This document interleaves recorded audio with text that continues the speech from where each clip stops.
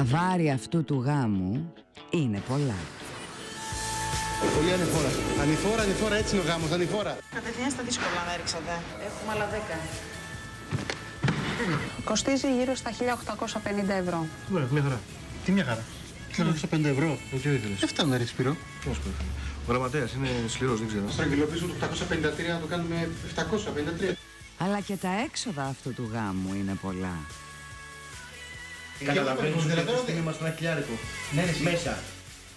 Πώς θα διαχειριστεί τα χρήματά του? Αχ, Ασπασία.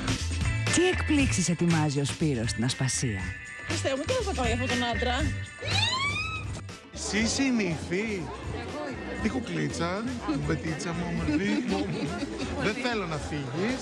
Σου έχω μια έκπληξη μετά, Ταρατατάμ.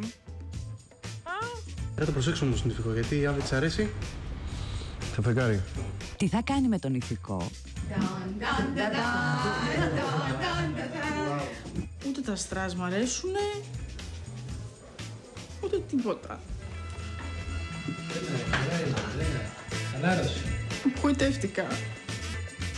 Δεν βλέπω να γίνεται αυτός ο γάμος, φίλε.